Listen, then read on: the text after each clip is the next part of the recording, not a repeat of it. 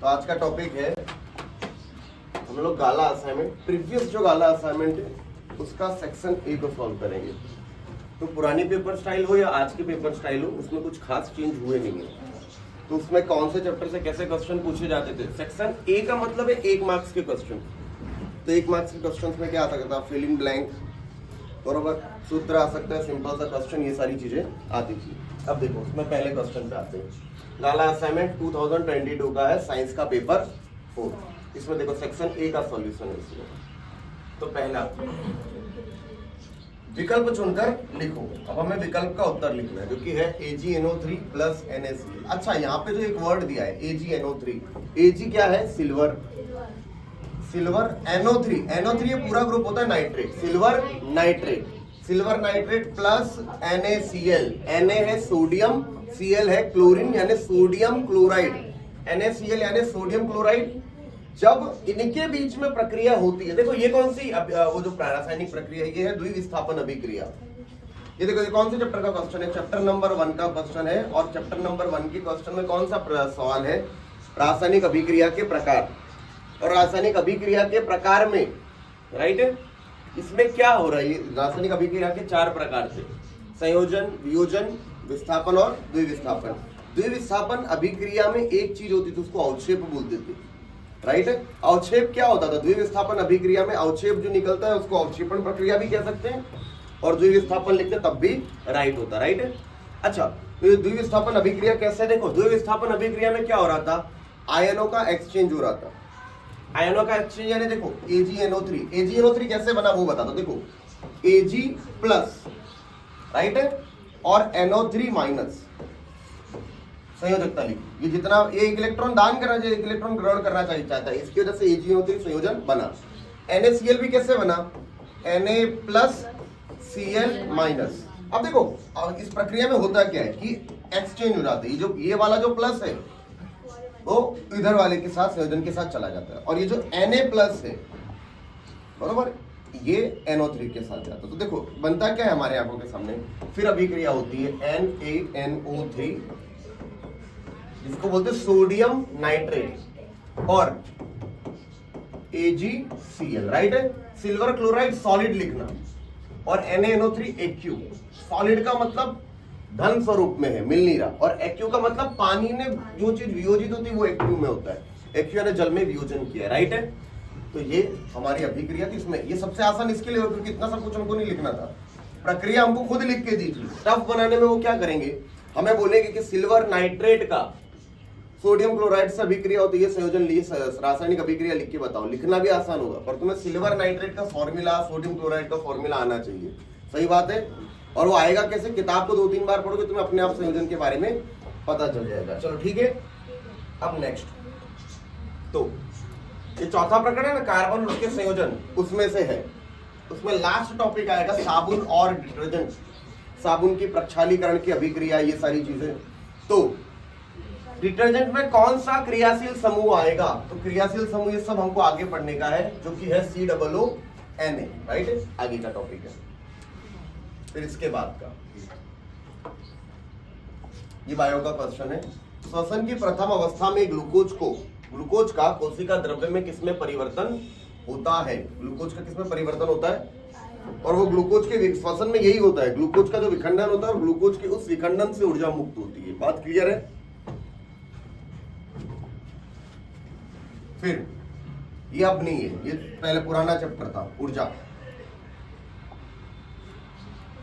फिर उत्तल लेंस के सामने वस्तु को कहां रखने पर वास्तविक और वस्तु के परिमाण जितना ही प्रतिबिंब मिलेगा। अवतल दर्पण और उत्तल लेंस सेम काम करते हैं। उत्तल लेंस यानी कैसा लेंस होगा, कुछ इस प्रकार का लेंस, राइट है। अब देखो ये एकदम बीचों बीच का पॉइंट होता है, वो उसका होता है ऑप्टिकल सेंटर, सही बात है। और यहां पे है F1 और ये होगा 2F1, ये है F2, ये है 2F2।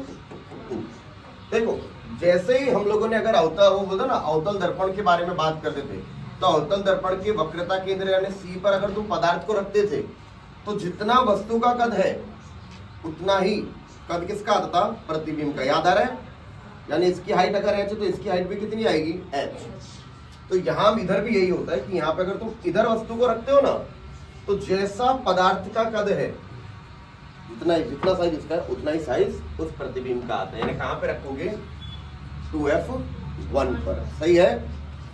और ये चीजों को तैयार करने के लिए देखो कैसा करना है, एक चीज बोलते जिसको बोलते रिवर्स लर्निंग।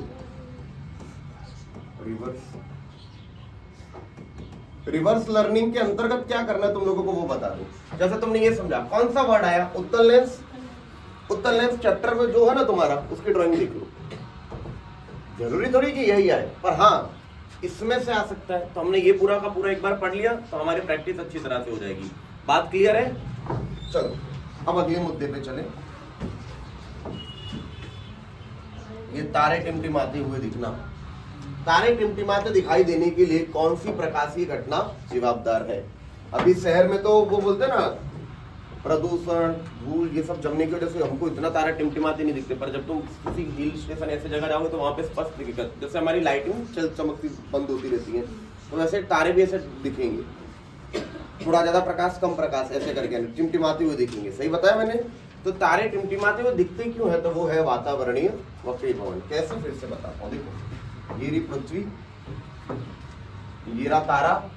अब तारे का प्रकाश पृथ्वी पे आ रहा है, पर देखो मैंने बताया हमको वो नहीं दिखता जो होता है, हमको दिखेगा वो जो प्रकाश हमें दिखाता है, राइट है। तो प्रकाश पृथ्वी, देखो जहां से तारा अपना प्रकाश उत्पन्न करता है ना, वहां पे होता है शून्यावकाश। शून्यावकाश में ना प्रकाश का बिल्कुल भी विचलन नहीं होता, प्रकाश की गति भी महत्तम होती है। पर प्रकाश जब वातावरण में किसी दूसरे माध्यम में जाएगा पारदर्शी, उसकी गति भी बदल सकती है और उसका विचलन भी होगा, राइट है। तो ये जो प्रकाश का किरण यू आ रहा था पृथ्वी के वातावरण में, जैसे वो टकराएगा ना, ये थोड़ा सा मुड़ जाएगा, राइट है। तो तुमको जो थोड़ा सा मुड़ा हुआ दिखेगा, तो तुम देखो तुम्हें कैसे, कहाँ पे दिखेगा तारा, एक्चुअल में थोड़ा सा जहां पे मुड़ के उसी इसकी सीधी लाइन में तुम्हें दिखेगा, राइट है। तो तारा होगा इधर, तुम्हें दिखेगा इधर। तो सर यहाँ से एक मिनट, इतने डेटा से हमको एक और चीज पता चली कि तारा कभी भी अपने वास्तविक स्थान पे हमें नहीं दिखता, राइट है। उसका भी कारण है वातावरणीय वक्रीभवन। पर सर सवाल क्या था? सवाल था कि तारे टिमटिमाते, उसमें वातावरणीय वक्रीभवन का क्या रोल, वो है रोल। तो पहली बात कि पृथ्वी का जो वातावरण है वो स्टैटिक नहीं है, स्थिर नहीं है। ठंडी के, जैसे कि तुम देखो ठंडी के मौसम में जाओ तो हवा ठंडी हो जाती है, बरोबर। ठंडी हवा का घनत्व कुछ और होता है। गर्मी के मौसम में देखो तो हवा थोड़ी गर्म हो जाती है, गर्म हवा का घनत्व कुछ और होता है। और दिन में ही देखो, सुबह ठंडी हवा चल रही हो, रात को थोड़ा, सुबह थोड़ी गर्मी के मौसम में सुबह गर्म हवा चल रही है, रात को हवा ठंडी हो जाती है। ठंडी के मौसम में देखो तो सुबह थोड़ी ठंडी हवा, दोपहर में थोड़ी गर्म हवा हो जाती है, फिर रात को थोड़ी सी ठंडी, और उसमें भी हवा चलती रहती है। तो उसका मतलब क्या है कि हवा का जो घनत्व है वो हर बार बदलता रहता है। तो इसकी वजह से क्या होता है कि एक बार प्रकाश की किरण यूं मुड़ी और एक बार थोड़ी यूं मुड़ी, तो हर 2 सेकंड में जब प्रकाश की किरण ऐसे मुड़ती है तो तुम्हें कैसा दिखता है? उसका जो स्थान है वो बदला हुआ, हर 2 सेकंड में, यहाँ से वहां, यहाँ से वहां, वहां से यहाँ, इस तरह से जब वो अपने स्थान बदल रहा है तो हमें चीज दिखेगी। इसीलिए तारे हमको टिमटिमाते हुए दिखते हैं। इसके और भी एक्सप्लेनेशन हो सकते हैं, पर हम लोगों को तो इतना ही जवाब देना है। तो पेपर अगर इजी बनाना है तो ये करेंगे, और पेपर को टफ बनाना है, टफ भी नहीं बोल सकते। इसी को 3 मार्क्स में पूछना हो तो वैज्ञानिक कारण के साथ समझाइए तारे क्यों टिमटिमाते। बात इजी है, चलो तो ठीक है। तो ये बात क्लियर। अब हमें खाली जगह भरनी है, तो खाली जगह में देखो कार्बन और उसके संयोजन वाला एक और सवाल है। तो कार्बन में आल्केन, आल्कीन और अल्काइन करके एक समूह आएगा पढ़ने में, बरोबर। ये जब हम पढ़ेंगे तब आएगा कि आल्कीन का सामान्य सूत्र क्या है, तो है वो है CnH2n। खाली अभी देख लो, फिर जब पढ़ाऊंगा तब पूरा याद हो जाएगा। ये वाला भी, ये तो पूरा चैप्टर ही चला गया, तत्वों का आवर्तनीय वर्गीकरण। फिर देखो ये है हमारे लाइफ प्रोसेस का सवाल, जो कि है मनुष्य के रक्त कणों में श्वसन जंग, बरोबर, श्वसन रंजक द्रव्य, राइट है। तो वो कौन है? हीमोग्लोबिन। हमारे में श्वसन के लिए जो हीमोग्लोबिन है ना, वो पार्टिकल, वही तुम्हारे हर कोशिकाओं तक ऑक्सीजन को ले जाने का कार्य करता है। लाल रक्त कोष होते हैं, लाल रक्त कोष का रंग क्या होता है? लाल होता है। क्यों होता है? आयरन की वजह से, राइट है। और आयरन पार्टिकल कौन सा होता है? वो हीमोग्लोबिन का पार्टिकल होता है। पता चला? चलो अब आगे के टॉपिक पे आते हैं। फिर माता के गर्भाशय की दीवार में गर्भ का पोषण देने की रचना क्या है? जरायु। याद रखने वाली बात है। यानी जब जो भ्रूण है, यानी जो बच्चा जन्म ले रहा होता है, उसको सजीव है, तो सजीव की एक आवश्यकता है, वो है पोषण, बरोबर। तो बच्चा कैसे पोषण लेता है? जब वो गर्भ में होता है तो एक नली होती है जो बरोबर माता के पेट के साथ जुड़ी होती है, जिससे हम कहते हैं क्या, जरायु। तो जो माँ खाती है वो बच्चे को लगता है, ऐसा कहा जाता है ना, उसका बायोलॉजिकल और साइंटिफिक रीजन ये है कि जरायु है, जरायु उस माँ के पेट में जाएगा, वो उनके पेट में जाएगा। आया आइडिया क्लियर? इसके लिए कहा जाता है कि जब बच्चा वो बरोबर बच्चा होने वाला, तब माँ को बीड़ी सिगरेट नहीं पीनी चाहिए, ये जो पीता है उसके लिए। अब पानी का वक्री भवनांक 1.33 है। वक्री भवनांक क्या होता है कि कितना प्रकाश को मोड़ने की उसकी क्षमता है, राइट है। तथा केरोसिन का वक्री भवनांक 1.44 है। देखो जिसका वक्री भवनांक ज्यादा होता है वो घट है, राइट है। तो पानी और केरोसिन में कौन ज्यादा घट्ट माध्यम है? केरोसिन या सघन माध्यम बोल सकते हैं। यदि प्रकाश की किरण हवा में से पानी और हवा में से केरोसिन में जाए तो खाली जगह माध्यम में ज्यादा अधिक अपवर्तित होगा। किसमें ज्यादा अपवर्तित होगा? केरोसिन। मैंने बताया ना, जो ज्यादा घट्ट माध्यम है उसमें ज्यादा मुड़ेगा, राइट है। हल्के से घट्ट माध्यम में जब भी प्रकाश ज्यादा तो कहां जाता है? अभिलंब की तरफ झुकता है। याद आ रहा है? नहीं याद आ रहा तो मैं पूरा टॉपिक बताऊं। प्रकाश का जब एक पारदर्शी माध्यम से दूसरे पारदर्शी माध्यम में प्रकाश जाए तो उसका अपना मूल मार्ग से सहज विचलन जो हो जाता है उसे हम क्या कहते हैं? प्रकाश का अपवर्तन, राइट है। अब देखो जैसे मैं बता रहा हूं, यहां पे देखो, ले लो पानी और यहां पे, हाँ एक बार पानी ले लो, एक बार ले लो हवा, और इधर भी यही करो। इधर ऊपर रखो हवा और यहां रखो पानी। देखो ये बताना महत्वपूर्ण, और देखो याद रखना, ये तो तुमने बना दिया दोनों माध्यम को अलग करने वाली एक लकीर की। इस पॉइंट से ऊपर हवा, नीचे पानी है। अब देखो होता क्या है कि जब भी, और देखो कभी भी इनको समझाओ तो अभिलंब तो बना ही लो। अभिलंब क्या? जो सतह है ना उससे 90 का कोण, ठीक है। ये सतह, इससे 90 का कोण, यानी ये रहा अभिलंब, ठीक है। अब मैं प्रकाश का किरण निकाल रहा हूं, ठीक है। प्रकाश का किरण पानी से जा रहा है, हाँ पानी से निकला, तो देखो अभिलंब के साथ जो कोण बना ना वो कौन सा? अपवर्ती कोण है, आपतन कोण, सॉरी आपतन कोण, थीटा आई बोल दो या आई बोल दो, ठीक है। अब देखो क्योंकि ये क्या कर रहा है? अपवर्तन। अपवर्तन यानी वक्रीभूत हो रहा है, राइट है। वक्रीभूत हो रहा है तो सीधा नहीं जाएगा, जाता कैसा? ऐसे जाता। अगर कुछ भी नहीं होता तो ऐसे जाता, सही है। सीधा नहीं जाएगा। सांप तो क्या करेगा? ये थोड़ा मुड़ जाएगा। अब सर मुड़ने में तो ऐसे भी मुड़ सकता है, ऐसे भी मुड़ सकता है, किस डायरेक्शन पे मुड़ेगा?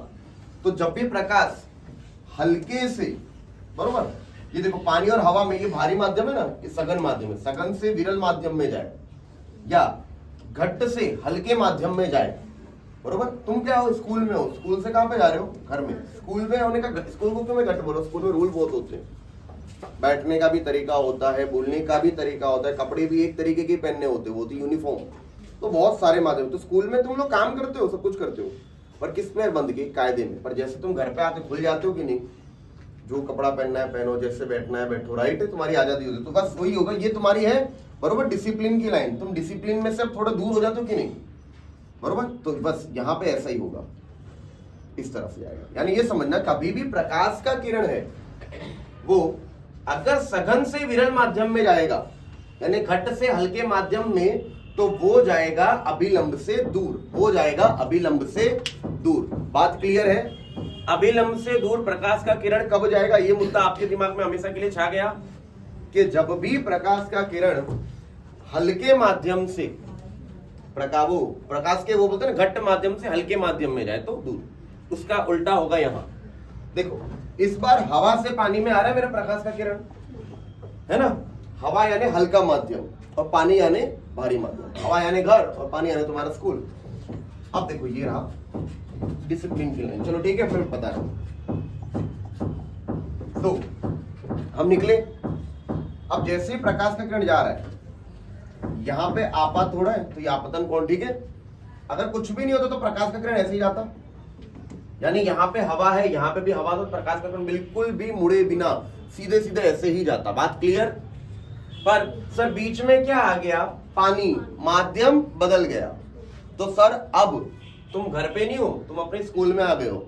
अब कायदे के हिसाब से चलना पड़ेगा। कायदे में रहोगे तो फायदे में रहोगे, और स्कूल जितनी कड़क उतना ज्यादा कायदे में रहना पड़ता है, राइट है। तो स्कूल से ऊपर कोई भी स्कूल हो वो तुम्हारे घर से तो ज्यादा ही कायदे में होती, राइट है। तो अब तुम कायदे की लाइन के पास जाओगे। सही कहा मैंने? तो यहाँ पे तुम्हारा अपवर्तन कोण आर आ रहा है, राइट है। तो ध्यान दो यहाँ पे अपवर्तन कोण आर, देखो मैंने क्या बताया, प्रकाश का परावर्तन हो ना तो जितना आपात का कोण होता है उतना ही परावर्तन कोण होता है, पर जब प्रकाश का वक्रीभवन हो ना तब ये नियम होता नहीं है। तब डिपेंड करता है कौन से माध्यम से कौन से माध्यम में मेरी प्रकाश की किरण गया है। तो देखो प्रकाश का किरण अगर कौन से घट्ट माध्यम से विरल माध्यम में जाए, घट्ट से कौन से माध्यम में जाए, विरल माध्यम में, बरोबर, तो क्या होगा कि जो आपात कोण है ना उससे परावर्तन कोण ज्यादा होता है। देखो आपात कोण अगर 40 है तो ये 40 से ज्यादा ही होगा, बरोबर, क्योंकि 40 का यहाँ तो यहाँ 40 का था, यहाँ से तो थोड़ा और आगे गया तो ये 45 का हो सकता है, 50 का तो कुछ भी हो सकता है, पर 40 से तो ज्यादा होगा। तो देखो घट्ट से विरल में जाता है तो जो आपतन कोण, जो अपवर्तन कोण होता है वो बड़ा होता है आपात कोण से। बात क्लियर। और इसका उल्टा, अगर प्रकाश का किरण कौन से विरल माध्यम से सरल या घट्ट माध्यम में जाए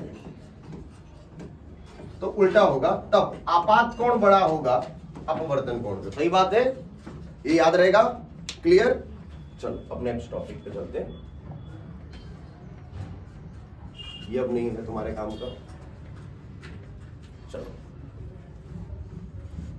कार्बन परमाणु के दूसरे कक्षा में पहले कक्षा की तुलना में 2 गुने इलेक्ट्रॉन होते हैं। ये तो बेसिक केमिस्ट्री की नॉलेज से भी पता चल जाएगा। पहले देखो, हा ही ली बे बो का, तो का यानी कार्बन, परमाणु क्रमांक 6, कार्बन का परमाणु क्रमांक यानी Z कितना है, 6 है, राइट है। याद रखना कोई भी परमाणु हो पहली कक्षा में हमेशा 2 इलेक्ट्रॉन। कार्बन का एटॉमिक नंबर 6, परमाणु क्रमांक 6, तो इलेक्ट्रॉन भी 6 ही होंगे, उसमें तो 2 तो सेट हो गए, तो बचे कितने, पहली कक्षा या दूसरी कक्षा। तो देखो पहली कक्षा से डबल है कि नहीं, पहली कक्षा से 2 गुने इलेक्ट्रॉन दूसरी कक्षा में है, तो ये विधान सत्य है। बात अब क्लियर है। कार्बन के पहली कक्षा से 2 गुने इलेक्ट्रॉन दूसरी कक्षा में होते हैं। ऐसा ही करके वो जनरल अंडरस्टैंडिंग से क्वेश्चन बना लेंगे। तुम्हें आएगा कैसे, जब तुमने ढंग से बार बार पढ़ा हो, बार बार पढ़ाओ। इसमें मैं बार बार इसीलिए एम्फेसिस देता हूं क्योंकि एग्जाम में कई चीजें ऐसी आ जाएंगी जो शायद तब पहली बार देख रहे होंगे, पर उसके रिलेटेड चीज तुमने बार बार देखी तो तुम्हारा दिमाग काम कर लेगा, राइट है। इसके लिए जितनी ज्यादा प्रैक्टिस करोगे उतना ज्यादा चमकोगे, उतना ज्यादा तुम्हारे अंदर साइन आएगी। तो चलो हम अब अगले मुद्दे पे जाते हैं। एक जीन डीएनए का एक विशिष्ट घटक है जिसमें प्रोटीन संश्लेषण की जानकारी होती है। सही बात है। डीएनए यानी डीऑक्सीरिबो न्यूक्लिक मटेरियल, बरोबर है, न्यूक्लिक एसिड। डीएनए का ये फुल फॉर्म है, डीऑक्सीरिबो न्यूक्लिक एसिड। सारा डेटा इसी का होता है, बरोबर। तुमने अगर पिक्चर देखी हो, सीरियल देखा हो, तो उसमें यही देखा कि इन्हीं का औलाद है कि नहीं, तो क्या लेते हैं वालों, डीएनए टेस्ट करवाते हैं, राइट है। और डीएनए क्या, और जैसे कि एक मिनट समझो, हम सब जानते हैं, ये बेसिक बात है कि बच्चे ना अपने माँ बाप पे जाते हैं, कई लक्षण माँ के आते हैं, कई लक्षण बाप के आते हैं, ये सब जानते हैं, राइट है।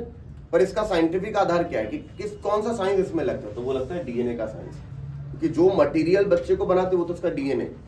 और डीएनए कहां से आता है छप के, तो वो आता है माँ की तरफ से आधा, बाप की तरफ से आधा, बरोबर। 46 होती है, बरोबर, और 23 की जोड़ी में होती है, तो उसमें से 23 डीएनए मम्मी की तरफ से आते हैं, 23 डीएनए पापा की तरफ से आते हैं, तो दोनों के लक्षण पुत्र हो या पुत्री दोनों को मिलते, राइट है। चलो अब अगला टॉपिक, जब प्रकाश का किरण घट्ट माध्यम से हल्के माध्यम में जाता है तो उसका वेग कम हो जाता है। घट्ट माध्यम से कौन से माध्यम में जा रहा है, हल्के माध्यम से, तो ये सही है। घट्ट माध्यम पानी, पानी में प्रकाश का वेग कम होगा हवा के मुकाबले, राइट है। और शून्यावकाश, और देखो हवा और शून्यावकाश में हवा घट्ट है और शून्यावकाश कैसा माध्यम है, पानी का हल्का। तो जब शून्यावकाश में प्रकाश की गति महत्तम होती है क्योंकि वो सबसे हल्का माध्यम है, और जहां तक पता है हीरे में सबसे कम होती है क्योंकि वो सबसे ज्यादा घट्ट माध्यम है, राइट है। तो सिंपल से बात जो है, तुम्हें 100 बात की एक बात जो तुम अपने दिमाग में समझ करके बैठा के रखनी और याद रखना है कि जितना माध्यम घट्ट होगा उतनी उसकी गति कम होगी, और जितना माध्यम हल्का होगा उतनी प्रकाश की गति ज्यादा होगी। और प्रकाश की गति की एक लिमिट है, कितनी है, प्रकाश की जो गति है वो है 3 × 10⁸ मीटर प्रति सेकेंड। इसको दूसरे लफ्जों में बताया जाए तो 3 लाख किलोमीटर प्रति सेकेंड। इसको और आसान लफ्जों में बताया जाए तो 1 सेकेंड में पृथ्वी के 7.5 चक्कर लग जाए, इतनी प्रकाश की गति है। बात क्लियर। ओके, तो ये सारी चीजें क्लियर। जीवाश्म ईंधन एक अक्षय ऊर्जा स्रोत है। अक्षय, अक्षय कुमार नहीं, अक्षय ऊर्जा स्रोत कहा ना, अक्षय, क्षय यानी खत्म होना, अक्षय यानी तो खत्म ही नहीं होगा। जीवाश्म ईंधन खत्म होगा कि नहीं होगा? फॉसिल फ्यूल, पेट्रोल खत्म होने वाला है, नहीं होने वाला? पेट्रोल खत्म होगा, कोयला खत्म होगा। हाँ ऐसा है कि हजारों नहीं, 300 साल ही उनको यूज करते हुए, पर जिस तरह से कर रहे और करते गए समझ लो तुम्हारे दादा, तुम्हारे हर महीने के खर्चा है 10,000 था, 15,000 था, अब तुम्हारे दादाजी की एकदम से तुम्हें प्रॉपर्टी मिल जाती है, पता नहीं था उन्होंने कहाँ पैसे डाले थे, कहाँ से पैसे बनाए थे, तो उनका लास्ट में पता चला कि भाई दादा ने सबके नाम पे 2-2 करोड़ की प्रॉपर्टी छोड़ दी है। तो भाई 15,000 वापरने वाले आदमी को 2-2 करोड़ की प्रॉपर्टी मिल जाए तो वो तो खुशी हो जाएगा, पर 15,000 वापरने वाले आदमी को जैसे 2 करोड़ की प्रॉपर्टी मिलती है वो अपना खर्चा लाखों में कर देता है। महीने का अब 2 करोड़ आ गए तो महीने का 5-5, 10-10 लाख का खर्चा हो गया, तो लगता नहीं है कि दादा की प्रॉपर्टी आज नहीं तो कल खत्म हो जाएगी। बस ऐसा ही यहाँ पे बहुत ज्यादा है, पर हमारा जो यूज है वो बहुत ज्यादा हो चुका है, तो ये डर सताया रहता है कि आज नहीं तो कल खत्म हो सकता है। राइट है, चलो आगे नीचे दिए गए प्रश्नों के उत्तर दो। तो ये एक मार्क्स के क्वेश्चन है, देखते हैं। किसके अंतस्त्राव के संश्लेषण के लिए आयोडीन की आवश्यकता होती है? 7वां चैप्टर है, बरोबर। तो वो होता है आयोडीन के लिए, थायरोक्सिन के संश्लेषण के लिए आयोडीन की आवश्यकता होती है। गोइटर रोग हो जाता है ना, गला एकदम फूल जाता है, तो वो जिन लोगों का गला एकदम फूला होता है, बहुत कम लोगों का होता है, उनका कोई प्रॉब्लम होती है कि आयोडीन नहीं मिलता है। और याद रखना, नमक मानव शरीर के लिए बहुत जरूरी है, क्योंकि नमक में से आयोडाइज नमक बोलते हैं ना जिसको, कई वाला आयोडीन वाला जो नमक होता है, और कई संश्लेषणों में तुम्हारे वो काम आता है, आयोडीन भी देता है। तो आयोडीन कहीं ना कहीं तुम्हारे लिए काम का, बहुत ज्यादा अमाउंट में नहीं, थोड़े अमाउंट में। क्यों? क्योंकि वो तुम्हारे बॉडी में बनाता है थायरोक्सिन, और थायरोक्सिन क्या काम कर रहा है? थायराइड का, राइट है, तुम्हारी बॉडी की ग्रोथ को, इन सबको मेंटेन करने का। फिर आनुवांशिक लक्षण क्या है? आनुवांशिक लक्षण वही है, सजीव के लक्षण जो डीएनए में परिवर्तन के कारण अस्तित्व में आते उन्हें आनुवांशिक लक्षण कहते हैं। यानी एक पीढ़ी से दूसरी पीढ़ी में जो लक्षण जा रहे हैं वो आनुवांशिक लक्षण। कुत्ता है तो एक कुत्ते से दूसरे कुत्ते में कितने, एक कुत्ते के 4 पैर तो दूसरे कुत्ते के भी 4 ही पैर होंगे। मानव का आनुवांशिक लक्षण 2 कान है, तो हर पीढ़ी में 2 ही कान आएंगे, 4 कान 5 कान नहीं है हमेशा। और ये डेटा कहीं सेव होता है, वो होता है डीएनए में, राइट है। तो डीएनए में अगर परिवर्तन आया तो भाई चीजें चेंज हो सकती है। अब देखो आगे का, विद्युत भार का ऐसा ही मात्रा, बात बहुत हुई, विद्युत भार का ऐसा ही मात्रा कूलम्ब है, राइट है। लिखा है कि नहीं? कूलम्ब लिखा और कोष्टक में कैपिटल से, तो तुम्हें पूरे मार्क्स मिल जाएंगे। एक मार्क्स में ऐसे क्वेश्चन आएंगे तो तुम्हारा तो काम बन गया, राइट है। ऐसे ही सिंपल क्वेश्चन आएंगे। और याद रखना, रिवर्स लर्निंग ज्यादा करना। पढ़ा यहाँ पे यही चैप्टर निकला तो 1 पेज पढ़ लो, राइट है। ऐसे करके ज्यादा अच्छे मार्क्स आएंगे। चलो अभी आगे जाते हैं। अब देखो अगला, समुद्र से प्राप्त ऊर्जा का नाम तरंग ऊर्जा या समुद्र तापीय ऊर्जा। ये तो पूरा कटा हुआ सिलेबस है। जैव विघटनीय पदार्थ किसे कहते हैं? ये हमारा सिलेबस है। तो जैव विघटनीय पदार्थ किसे कहेंगे? तो वह पदार्थ जिन पदार्थों का जैविक क्रिया द्वारा विघटन हो सकता है, उन पदार्थों को जैव विघटनीय पदार्थ कहते हैं। यानी अगर उसको जमीन में गाड़ दो तो जमीन के जो सूक्ष्म जीव हैं, बरोबर, वो उसको खा के खत्म कर सकते हैं। खा के खत्म उसी को कर सकते जिसे पचाया जा सकता है, बरोबर, जिससे वो खा सकते हैं। प्लास्टिक ना तुम खा सकते हो ना मैं खा सकता हूँ। तो खाने का मतलब क्या है? हमारे पेट में तो जाएगा, पेट में जाएगा, पर पेट उसका कुछ कर नहीं पाएगा। पेट का काम मतलब उसमें से प्रोटीन निकालना। तुम्हारे पेट की ताकत नहीं है ना मेरे पेट की ताकत है कि उसमें प्लास्टिक में से प्रोटीन निकाल ले, तो ना वो निकाल पाएगा, वो बस अंदर जमा हो जाएगा, फिर भाई खत्म ही नहीं होगा। जबकि हम जो खाना खाते हैं उसका क्या होता है मालूम है? पच जाता है, बरोबर, पच जाता है और निकल जाता है। फिर उसके बाद हम वो बोलते हैं ना उसको, जैसे कि उसके बाद जमीन में गड़ के परिवर्तित हो जाता है, राइट। यानी ये विघटनीय पदार्थ वो है कि जिसको जमीन में गाड़ के छोड़ दिया जाए, खुला छोड़ दिया जाए, तो एक पदार्थ वो एक वक्त के बाद वो अपने आप खत्म हो जाते हैं, विघटित हो जाते हैं। अविघटनीय में क्या होता है? वही जिनको छोड़ दिया जाए तो विघटन में आएंगे नहीं, बहुत लंबा वक्त है। प्लास्टिक उसका उदाहरण है। प्लास्टिक को जमीन में गाड़ दो, कहीं भी छोड़ दो, कई सालों तक वो वैसा ही रहेगा। कांच को छोड़ दो, मेटल को छोड़ दो, बरोबर। जैव अविघटनीय है कि रखे रहेंगे, राइट है। पुनः उपयोग का और पुनः चक्रण से बेहतर दृष्टिकोण क्यों माना जाता है? पुनः उपयोग, किसी चीज का वापस से उपयोग कर लेना, किसी चीज को रिसाइकल से अच्छा क्यों माना जाता है? मैं बहुत आसान सी बात बता रहा हूं। अब तुम एक थैली लाते हो, प्लास्टिक की थैली लाई, बरोबर, काम हो गया तुम्हारा। अब तुमने एक बात बोली कि हर बार वही प्लास्टिक की थैली नहीं रखनी, राइट है?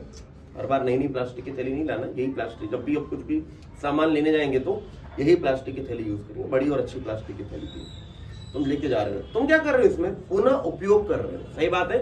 तो बार बार यही ले जा रहे हो, बरोबर। हर बार तुम समझ लो साल में 1000 बार तुम उसको लेके, तो 1000 थैलियों को कहीं ना कहीं तुमने बचाया। क्योंकि सिंपल सी बात है, कभी भी तुम कुछ भी खरीदने जाते हो ना, तो तुम्हें कैरी बैग के पैसे नहीं लेते। अगर कपड़े का है तो भले लेंगे, पर अगर तुम दूसरी दुकानों पर तो कैरी बैग का कोई पैसा नहीं लिया जाता। सही बात कही मैंने? तो जब कैरी बैग का पैसा नहीं लेते तो कई बार हम लोग ले लेते हैं, और पर इतना सारा, और फिर ऐसा हम लोगों के, कई लोगों के घर में ही होती है, मिडिल क्लास का सबसे बड़ा लक्षण है कि एक थैली उसमें थैलियां भरी होंगी, राइट है? तो इतनी सारी थैलियां इकट्ठी होती हैं, फिर हम क्या करते हैं, कभी कभी भंगार में बेच देते, कभी कभी फेंक देते हैं। कुछ भी हो, पर्यावरण तो खराब हो रहा है, बरोबर। तो तुम पुनः उपयोग करते तो ये तो नहीं होता। अब एक दूसरा तरीका है पर्यावरण को बचाने का, जो कि तो पुनः चक्रण, रिसाइकल। सर मैं कुछ भी कर लो, तुम कुछ भी कर लो, कि आज जो न्यूज़पेपर आया ना, उसको कल पढ़ने का कोई मतलब नहीं रहता। मैंने सही कहा? जो आज की न्यूज़ है वो 10 दिन बाद उतनी रेलेवेंस नहीं रखती, फिर वो 10 दिन बाद की न्यूज़ महत्व की होती है। तो सर वो जो कागज था उसमें जो छपाई हुई थी वो तो गई, उसको पुनः उपयोग नहीं किया जा सकता कि 10 साल पहले न्यूज़पेपर आया, रोज पढ़ रहा हूँ, तो उसको क्या करेंगे हम? भंगार में देंगे, भंगार में उसको काटा जाएगा, पल्प बनाया जाएगा, उस पल्प में से स्याही हटाई जाएगी, सब कुछ करके फिर से नया कागज बनेगा, और नए कागज में फिर से छप के आएगा, फिर से उपयोग हुआ। और तुम्हें पता है इसके बीच में कहीं धुआं भी निकलेगा, कहीं बहुत सारी प्रोसेस होगी, कहीं खतरनाक वो भी चीजें, रसायन भी निकलेंगे, राइट है? पर अगर पुनः उपयोग करते तो ऐसा कुछ नहीं होता ना। इसके लिए पुनः उपयोग पुनः चक्रण से ज्यादा अच्छा है, राइट है? सही है? अब देखो, पुनः उपयोग को पुनः चक्रण से बेहतर दृष्टिकोण इसीलिए माना जाता है क्योंकि पुनः चक्रण में ऊर्जा का व्यय अधिक होता है, राइट है? मैंने बताया ना, चीजों को रिसाइकल करोगे तो क्रश किया जाएगा, प्रोसेस किया जाएगा, तो एनर्जी तो लगेगी ना, फैक्ट्री लगेगी, फैक्ट्री में धुआं होगा, यानी कुछ भी करो पर्यावरण तो कहीं ना कहीं हैरान हो रहा है। तो ये बात, चलो ये मुद्दा सारे बच्चों को क्लियर हो गया। अब सही जुड़े मिलाएं तो देखो, इंसुलिन, अगर तुम्हारी बॉडी में इंसुलिन ज्यादा हो जाए ना तो तुम्हें क्या हो जाता है? मधुप्रमेह। इंसुलिन अगर तुम्हारी बॉडी में जितना चाहिए उतना नहीं आ रहा ना, तो मधुप्रमेह यानी डायबिटीज। डायबिटीज के जो रोगी होते हैं उनको क्या तकलीफ होती है? इंसुलिन ही होता है ना। इंसुलिन उनकी बॉडी उतने हिसाब से जनरेट नहीं कर पाती, तो उनको इंसुलिन के वो इंजेक्शन लेने पड़ते हैं, राइट है? और बोलते हैं ना, डायबिटीज स्लो डेथ देता है तुम्हारी बॉडी को। वैसे काम, ऐसा नहीं कि तुम्हारे बहुत तकलीफ होगी, पर तुम्हारी बॉडी जैसे काम कर रही वैसे नहीं कर पाती, राइट है? अगर मुझे तुम्हें 6 घंटे पढ़ाना है तो मेरी बॉडी से उतनी एनर्जी आनी चाहिए। मैं आधे घंटे, 10 मिनट, 15 मिनट में अगर थक जाऊं, काम ना कर पाऊं, तो कितनी प्रॉब्लम वाली बात है। तो डायबिटीज ऐसी चीज हो जाती है। फिर थायरॉक्सिन तो कौन सा रोग होता है? गोइटर। थायरॉक्सिन अगर तुम्हारी बॉडी में जरूरत के हिसाब से प्रोड्यूस ना हो तो तुम्हें कौन सा रोग हो जाता है? गोइटर। हम में से किसी को ये दोनों रोग नहीं, इसका मतलब कि ये जो अंतस्त्राव है हमारे शरीर में बढ़िया और सही हिसाब से उत्पन्न हो रहे हैं। सही बात है? चलो अब तो हमारा ये आज का क्वेश्चन आंसर सारा डन।